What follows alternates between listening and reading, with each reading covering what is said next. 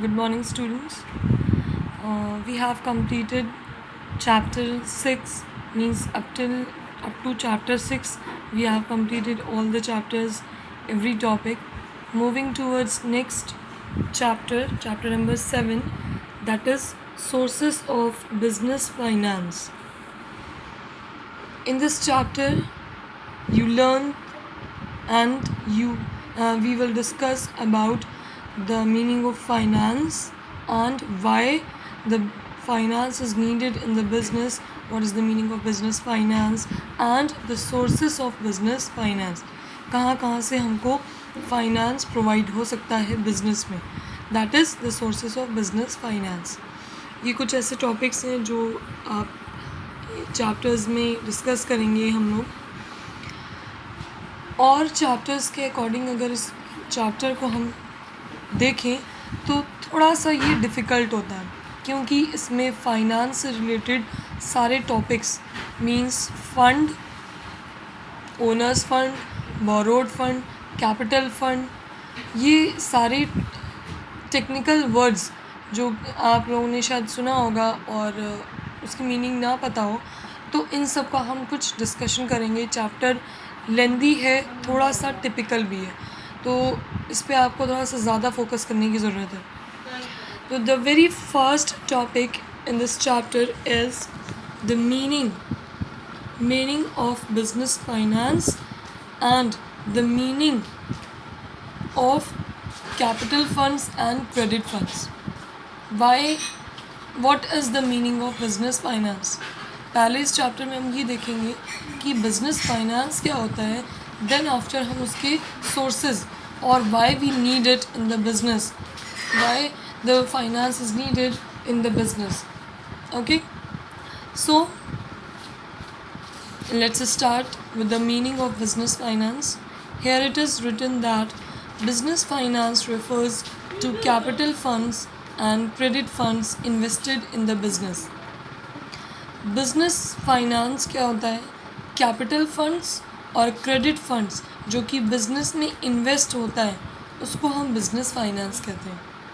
देखिए, finance word जो है वो availability of money. Finance means availability of money in the business, इसको हम कहते हैं. और business finance का मतलब होता है जब हम business को की रनिंग के लिए या उसकी साइज़ को और लार्ज करने के लिए हम कैपिटल फंड्स या क्रेडिट फंड्स का यूज़ करते हैं, उसको हम इन्वेस्ट करते हैं अपने बिजनेस में, तो that is known as business finance. अब आप सोचेंगे कैपिटल फंड्स या क्रेडिट फंड्स क्या होता है? Capital funds means that funds which is invested by the owner, which is invested by the shareholder of the business, shareholder owners of the business. And credit funds means that funds which has been taken from the other company, from the other sources, means loan. Capital funds वो funds होगा जब owner share holders अपनी खुद का profit अपने business पे invest करें, that is capital funds. Credit funds means कि हम जब उधार पे, लोन पे किसी सेकेंड थर्ड पार्टी से लोन लेते हैं और उनके फंड्स को अपने बिजनेस में इन्वेस्ट करते हैं for the running of the business, for the expansion of the business, that is credit funds. और जब इन दोनों फंड्स को हम इन्वेस्ट करते हैं अपने बिजनेस में बिजनेस की स्टार्टिंग के लिए या स्मूथ रनिंग के लिए या जो एग्जिस्टिंग बिजनेस है उसी को और इनलार्ज करने के लिए, एक्सपैंड करने के लिए, that is the business finance. Okay, तो सबसे पहले तो आपको यही यहाँ समझना होगा कि बिजनेस फाइनेंस की मीनिंग क्या होती है. अक्सर बच्चे कैपिटल फंड्स और क्रेडिट फंड्स में कंफ्यूज हो जाते हैं. Next, here it is written that business finance may be defined as planning, raising, managing and controlling all the money used or capital funds of any kind used in connection with business. कह रहे हैं business finance क्या होता है, वो capital या वो कोई भी funds means capital funds, either it is capital funds और क्रेडिट फंड्स, जो भी फंड हम अपने बिजनेस में इन्वेस्ट करने जा रहे हैं उसकी सबसे पहले प्लानिंग, उसको रेज करना मीन्स टू मैनेज और टू अरेंज द फंड्स, उसको मैनेज करना प्लस उसको कंट्रोल करना। वो मनी जो हमारे बिजनेस में लगने वाला है, चाहे वो कैपिटल फंड हो या वो क्रेडिट फंड्स हो, उसकी प्लानिंग करना, उसको रेज करना, उसकी अरेंजमेंट करना, उसको मैनेज करना और उसको कंट्रोलिंग करना, ये वर्क होता है बिज़नेस में और उसी को हम क्या कहते हैं, बिज़नेस फाइनेंस। तो इन शॉर्ट टर्म में अगर हम कहें तो बिज़नेस फाइनेंस मीन्स कि arranging the funds whether it is capital or credit in the business to start or to expand the business, to arranging or to manage the money which is going to be invested in the business is known as business finance. Okay, अब next कई सारे authors ने, कई सारे different authors ने different finance की या business finance की डिफिनेशन दी है. You can read it but there is no need to learn it, because exams में, टेस्ट में डिफिनेशंस हार्डली ही पूछी जाती है. तो इसको आप पढ़ ज़रूर लीजिएगा बिजनेस फाइनेंस की मीनिंग को समझने के लिए, but there is no need to learn it. Okay, moving towards next topic, that is nature and significance of business finance. Business finance का nature क्या होता है, significance उसकी importance क्या होती है, उसके advantages क्या होते हैं, उसके merits क्या होते हैं. In case अगर कभी business finance की meaning, nature, importance, merits कुछ भी पूछता है तो यही सारे points सबसे पहले आप meaning देंगे, जो भी हमने आपको इंट्रो दिया वो, देन उसके बाद आप ये सारे पॉइंट्स को अपने वर्ड्स में, अपने ओन वर्ड्स में इसको एक्सप्लेन कर दीजिएगा. ओके, तो नेचर ये कहता है कि जैसे आप सबको पता है कि हर चीज़ को स्टार्ट करने के लिए मनी रिक्वायर्ड होता है, तो उसी तरह से ऐसा कोई भी बिज़नेस नहीं है जहाँ स्टार्टिंग पे या किसी भी बिज़नेस में ऐसा ये पॉसिबल नहीं हो सकता कि रन करने के लिए, उसको स्टार्ट करने के लिए हमें मनी या फंड्स की ज़रूरत ना हो. हर बिज़नेस में एक particular amount of funds, particular amount of money required होता है, और वो मनी जो हम बिज़नेस के स्टार्टिंग पॉइंट पे लगाते हैं, स्टार्टिंग पॉइंट पे इसको इन्वेस्ट करते हैं, उसको हम इनिशियल कैपिटल कहते हैं. कैपिटल आपके लिए वर्ड न्यू है, लेकिन बहुत छोटी सी सिंपल सी मीनिंग है. कैपिटल मीन्स कि the money, the funds which is going to be invested in the business, उसको हम कैपिटल कहते हैं. वो मनी या वो अर्निंग्स जो हम अपने बिजनेस में इन्वेस्ट करने जा रहे हैं उसको हम कैपिटल कहते हैं. और इनिशियल कैपिटल मीन्स कि स्टार्टिंग पॉइंट पे जब हम बिज़नेस को जस्ट ओपन करते हैं तो स्टार्टिंग पॉइंट पे, इनिशियल स्टेज पे जब हम जो कैपिटल या जो मनी को इन्वेस्ट करेंगे उसको हम कहेंगे इनिशियल कैपिटल. अब ये डिपेंड करता है अलग अलग टाइप ऑफ बिज़नेस पे कि किस पे कितना मनी इन्वेस्ट होगा, और ये डिपेंड करता है बिज़नेस के साइज़ पे भी. अगर किसी की गारमेंट की शॉप है और उसने अपना न्यू गारमेंट का बिज़नेस ओपन किया है, तो अगर गारमेंट की शॉप बहुत बड़ी है, साइज़ उसका काफ़ी लार्ज है, तो उसमें जो कैपिटल इन्वेस्ट होगी, जो मनी इन्वेस्ट होगा वो लार्ज अमाउंट होगी. और दूसरी तरफ कोई दूसरा ऐसा पर्सन है जिसने अभी गारमेंट की शॉप स्टार्ट तो की है, लेकिन उसका जो साइज़ है वो स्मॉल है. बाद में और मनी आने पर वो अपने बिज़नेस के साइज़ को लार्ज भले ही कर दे, लेकिन स्टार्टिंग में उसने अपने बिज़नेस के साइज़ को स्मॉल रखा है, तो जो कैपिटल इन्वेस्ट होगी, जो मनी इन्वेस्ट होगा वो भी स्मॉल अमाउंट में होगा. तो कह रहे हैं डिपेंड करता है कि बिज़नेस क्या, किस चीज़ का बिज़नेस, नेचर और उसका साइज़ डिपेंड करता है कि कितना मनी आपके बिज़नेस में इन्वेस्ट होगा. Larger the size of the business, larger the amount of capital will be invested. Small the size of the business, small amount of capital will be invested in the business. Okay, so let's start with the first point. While starting a business, finance is required to procure fixed assets and also for meeting day-to-day expenses. कह रहे हैं कि जब business start होता है, और ये आप सबको पता है कि किसी भी बिज़नेस को स्टार्ट करने के लिए उनको कुछ फिक्स्ड असेट्स चाहिए होते हैं. Fixed assets like machinery. अभी आपने अकाउंट्स पढ़ा होगा, सर आपको पढ़ा रहे हैं तो आपने बैलेंस शीट या जनरल एंट्री से स्टार्ट किया होगा, तो ये सब वर्ड्स आपने सुने होंगे. फिक्स्ड असेट्स, करंट लायबिलिटी या लायबिलिटी.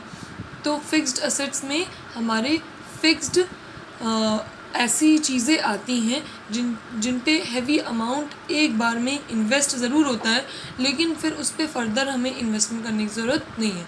जैसे furnitures, buildings, fixtures, tools, machines, fittings. These all are under the category of fixed assets.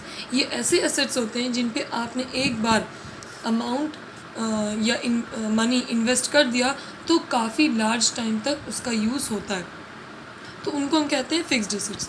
तो कह रहे हैं बिजनेस में फाइनेंस की ज़रूरत हमें किस लिए पड़ती है, ताकि हम फिक्स्ड असेट्स को ख़रीद कर बिज़नेस में इंस्टॉल कर सकें. मशीन को ख़रीदेंगे, बिल्डिंग बनाएंगे, फिटिंग्स, टूल्स, ये अलग अलग, या फर्नीचर्स या पेटेंट्स वगैरह, ये सब को हम एक बार में इन्वेस्ट करेंगे, अपना मनी इस पर लगाएंगे और अपना बिज़नेस स्टार्ट करेंगे. तो फिक्स्ड एसेट्स के लिए हमको फाइनेंस की ज़रूरत होती है. प्लस साथ ही साथ जो डे टू डे एक्सपेंसेस हैं, डेली नीड होती है, जिसको हम वर्किंग एक्सपेंसेस कहते हैं, या डे टू डे एक्सपेंसेस, हर दिन के जो एक्सपेंसेस होते हैं उनसे भी मीट आउट करने के लिए हमको फाइनेंस की ज़रूरत होती है. Next is to meet the working capital requirement when production process is lengthy. कह रहे हैं वर्किंग कैपिटल की रिक्वायरमेंट जिस केस में या जिस प्रोडक्शन में प्रोडक्शन वर्क जो होता है वो काफ़ी लेंदी होता है, तो उसमें वर्किंग कैपिटल की रिक्वायरमेंट के लिए हमको फाइनेंस की ज़रूरत होती है. वर्किंग कैपिटल मीन्स वो कैपिटल जिसको हम अगर हमारा प्रोडक्शन प्रोसेस काफ़ी लेंदी है तो उसमें होने वाले डे टू डे एक्सपेंसेस के लिए जिस कैपिटल का हम यूज़ करते हैं उसको हम कहते हैं वर्किंग कैपिटल. याद रखिएगा, working capital day to day expenses के लिए होते हैं. डेली वेजेस पे जो लेबर्स आ रहे हैं उनको पे करना है, या कोई ज़रूरत हो गई है प्रोडक्शन के बीच में, कोई मटेरियल आना है, कोई रॉ मटेरियल है, कोई कुछ है, तो जो डे टू डे एक्सपेंसेस में लगने वाली कैपिटल होती है उसको हम कहते हैं वर्किंग कैपिटल. तो मान लीजिए अगर प्रोडक्शन प्रोसेस काफ़ी लेंदी है तो उसमें वर्किंग कैपिटल की रिक्वायरमेंट के लिए हमको फाइनेंस की ज़रूरत होती है.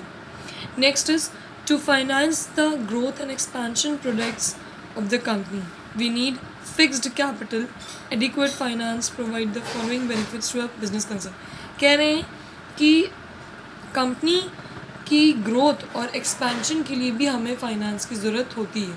फिक्स्ड कैपिटल अभी वही हमने आपको बताया, जो कैपिटल फिक्स्ड असेट्स को ख़रीदने में यूज़ हो उनको हम फिक्स्ड कैपिटल कहते हैं. Fixed assets like building, fittings, furnitures, machines, tools, fixtures, these all are fixed assets, and the capital which is invested to purchase these fixed assets is known as fixed capital. तो company में या business को further growth करने के लिए, expand करने के लिए भी हमें फाइनेंस की ज़रूरत होती है. अब यहाँ पर फाइनेंस के कुछ बेनिफिट्स दिए हुए हैं रिगार्डिंग द बिज़नेस कंसर्न, कि एक बिज़नेस में फाइनेंस के क्या बेनिफिट्स हैं. The firm can meet its liabilities on time. Finance की हेल्प से हम लाइबिलिटीज़ को ऑन टाइम पे कर सकते हैं. अगर हमारे पास कैपिटल फंड्स और क्रेडिट फंड्स दोनों इस हिसाब से है कि हमारे पास जितनी भी लाइबिलिटीज़ मीन्स जो हमारे पास लोन्स हैं, ऐसा कर्ज जो हमने अभी तक चुकाया नहीं है, तो दूसरों का कर्ज, सेकेंड पार्टी जिससे हमने लोन लिया हुआ है, जिसको हम लाइबिलिटी कह रहे हैं, उनको हम ऑन टाइम पे कर सकते हैं if we have adequate finance. अगर हमारे पास एडिक्वेट फाइनेंस है तो लाइबिलिटीज़ को ऑन टाइम पे करने के लिए वही फाइनेंस हमारे लिए यूज़फुल होता है. तो फर्स्ट बेनिफिट यही हो गया कि हमारे पास अगर एडिक्वेट फाइनेंस है तो उससे लाइबिलिटीज़ ऑन टाइम पे कर सकते हैं. Next is the firm can carry on it's business smoothly. Business की स्मूथ रनिंग के लिए भी फाइनेंस की ज़रूरत होती है। ये हम अपर पॉइंट में जो प्रीवियस पॉइंट था उसमें हम ऑलरेडी आपको बता चुके हैं, और ये इन जनरल है कि बिज़नेस की स्मूथ रनिंग के लिए या एक्सपेंशन के लिए फाइनेंस की ज़रूरत होती है। तो अगर हमारे पास फाइनेंस, प्रॉपर फाइनेंस है, प्रॉपर मनी अर्निंग्स हैं, तो हम बिज़नेस की स्मूथ रनिंग कर सकते हैं with the help of these finance. Next is the firm can adopt latest technology and new innovative methods of production. अगर फर्म के पास, कंपनी के पास, बिजनेस के पास प्रॉपर फाइनेंस है तो हम जो न्यू और एडवांस टेक्नोलॉजीज़ आ रही हैं उनको अडॉप्ट करके उनसे हम उन मेथड्स के थ्रू हम अपना प्रोडक्शन कर सकते हैं। मान लीजिए अगर कोई पुरानी मशीन है और उसमें 5 लेबर की रिक्वायरमेंट है और न्यू अपडेटेड टेक्नोलॉजी जो आई है उसको ऑपरेट करने के लिए there will be need only 2 labours.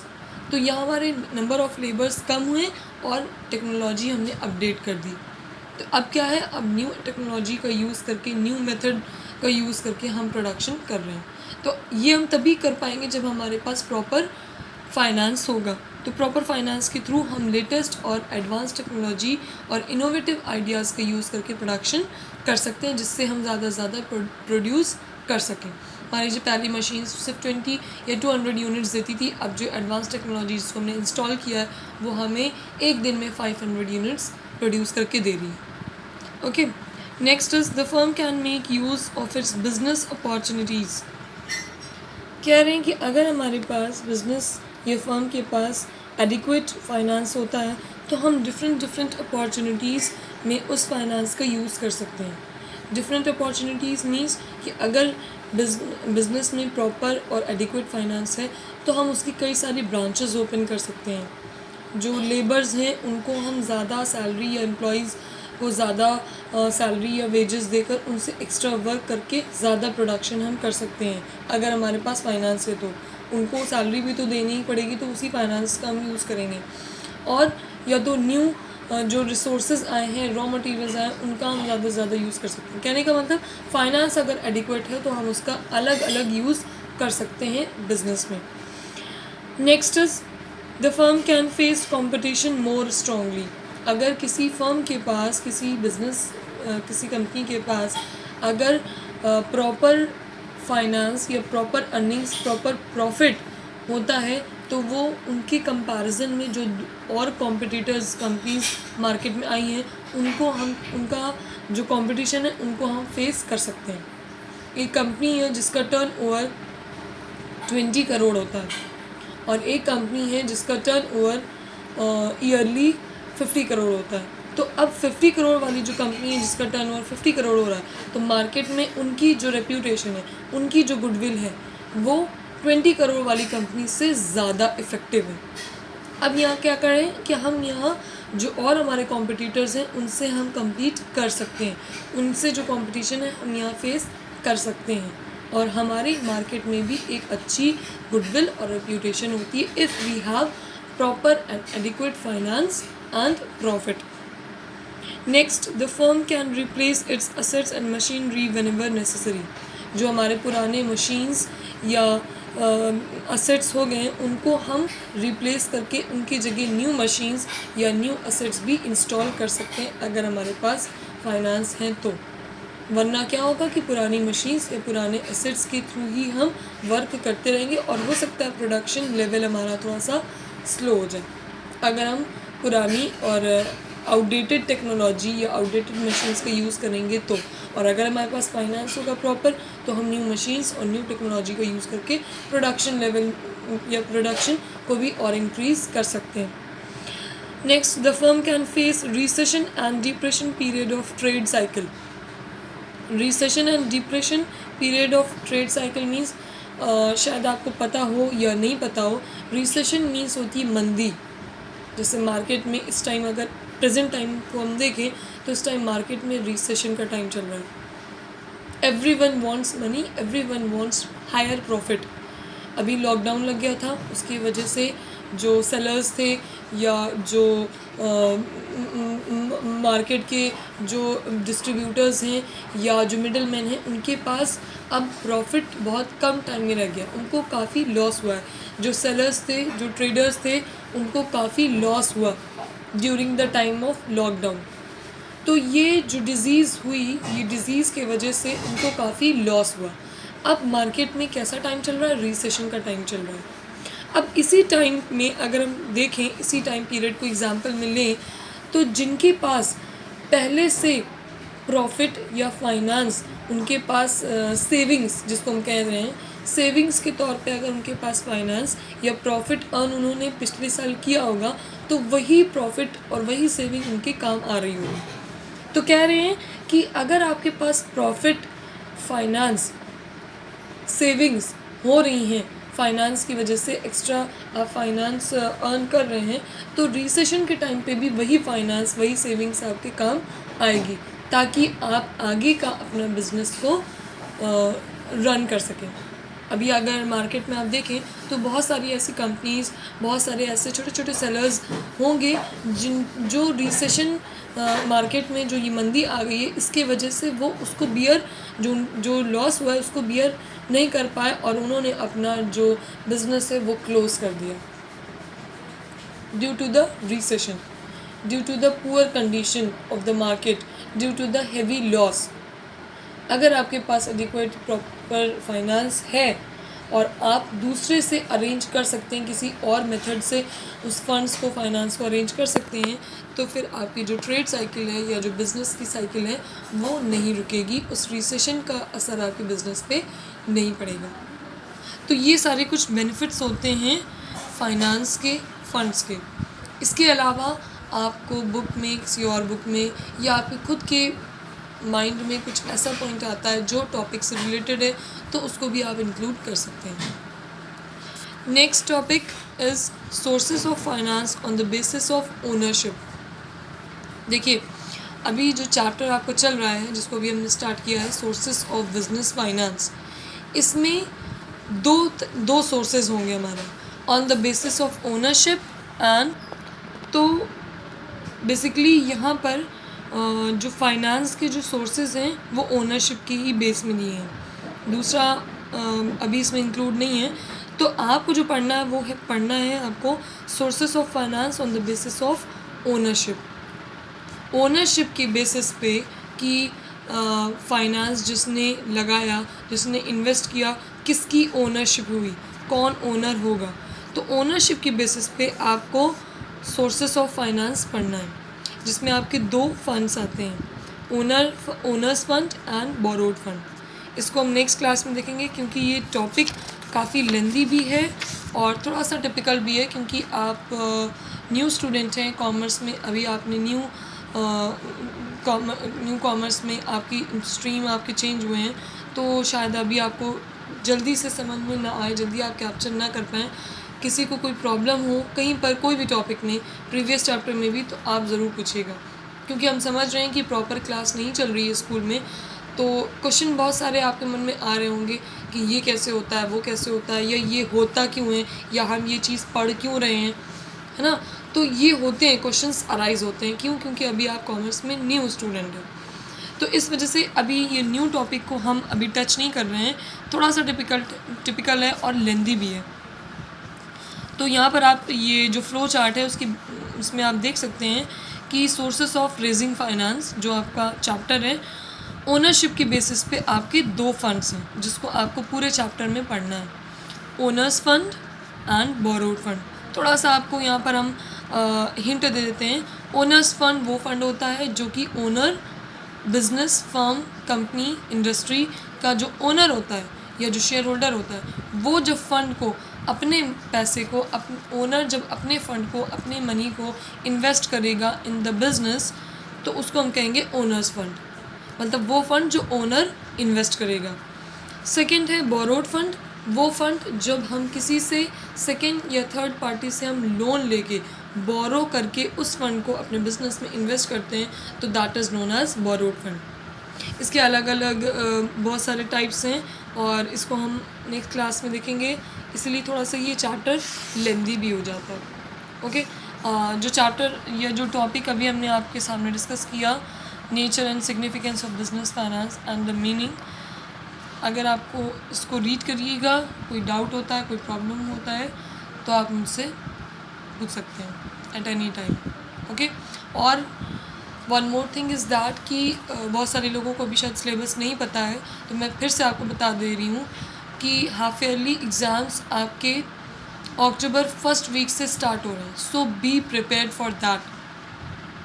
अब की बार मुझे गूगल आंसर्स नहीं चाहिए। मैंने प्री पीरियोडिक पेपर्स को चेक किए और most of the students have written the Google answer, सबके आंसर सेम, सबके आंसर गूगल वाले, तो वो मुझे गूगल वाले आंसर नहीं चाहिए। हाफ ईयरली में प्रिपेयर करिए, नोट्स को प्रिपेयर करिए, पूछिए, पढ़िए। जब तक पढ़ेंगे नहीं तो क्वेश्चन अराइज नहीं हो पाएगा, कोई चीज़ समझ में नहीं आएगी आपको। तो अक्टूबर की फर्स्ट वीक से आपके हाफ ईयरली एग्ज़ाम स्टार्ट हो रहे हैं। नोट्स प्रिपेयर करिए, पढ़िए, और जो नहीं समझ में आता उसको पूछिए, पूछेंगे तभी डाउट्स आपके क्लियर होंगे। ओके।